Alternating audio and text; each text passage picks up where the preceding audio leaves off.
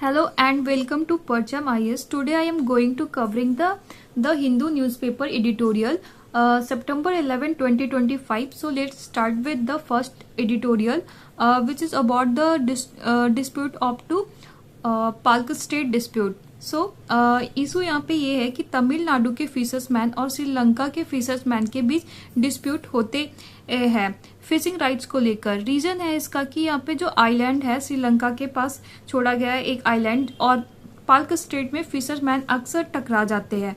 इसकी प्रॉब्लम अगर देखें तो यहाँ पे जो इंडियन फिशर्समैन मैकेनाइज्ड बोट्स जैसे ट्रेवलर्स से फिशिंग करते हैं, जो श्रीलंका के लॉज के हिसाब से इलीगल है. यहाँ पे अगर सॉल्यूशन की बात करें तो इसमें बताया गया कि पीएम मोदी ने विजिट के दौरान ह्यूमन अप्रोच सजेस्ट किया था, जिसमें लाइवलीहुड और कंजर्वेशन दोनों को बैलेंस करना था. इंटरनेशनल लॉ सिर्फ equitable use of resources allow करता है, ओवर फिशिंग और ट्रैवलिंग इलीगल है. सो मिसकंसेप्शन की बात करें तो यहाँ पे इंडिया का क्लेम है कि फिशरमैन को ट्रेडिशनल राइट मिलने चाहिए, लेकिन लीगली श्रीलंका के पास सॉवरेनिटी है. सो वे ऑफ फॉरवर्ड अगर देखें तो यहाँ पे डायलॉग और कोऑपरेशन बढ़ाया जाए, फिशिंग कोड्स और सीजनल रजिस्ट्रिक्शन इम्प्लीमेंट हो, फिर लोकल एग्रीमेंट्स के थ्रू जो स्मॉल फिशरमैन के राइट्स सिक्योर किए जाने चाहिए.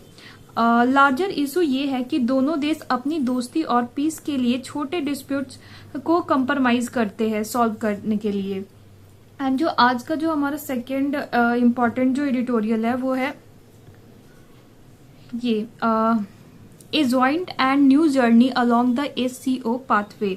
सो SCO समिट जो हुआ था वो संघाई कोऑपरेशन ऑर्गेनाइजेशन. SCO दुनिया का सबसे बड़ा रीजनल ग्रुप बन गया है, जिसमें इंडिया, चाइना, रसिया और सेंट्रल एशियन कंट्रीज शामिल है. रिसेंट समिट में मोदी और जिनपिंग मिले. फोकस रहा है कि ट्रेड, इकोनॉमी, एनर्जी और टेररिज्म के खिलाफ कोऑपरेशन.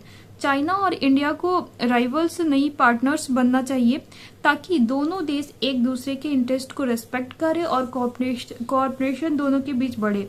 कॉमन ग्राउंड बनाने से रीजनल पीस और डेवलपमेंट दोनों हो सकता है. सो आज का जो अगर बेसिक वोकैब्स की बात करें तो यहाँ पे हमारे पास टोटली 12 वोकैब्स है.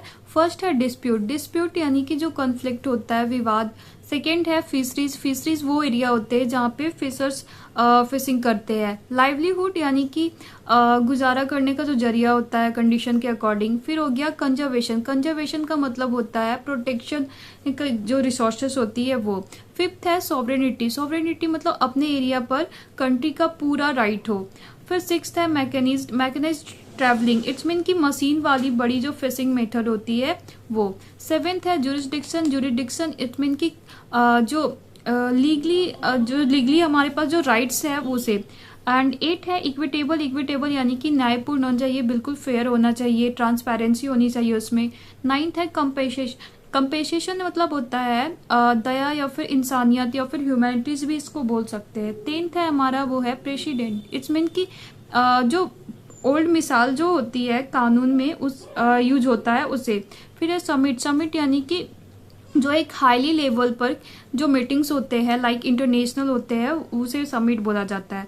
12th है वो है रीजनल कोऑपरेशन. रीजनल कोऑपरेशन मतलब होता है क्षेत्रीय सहयोग, जो एरिया वाइज अगर बोले तो कॉर्पोरेशन होता है.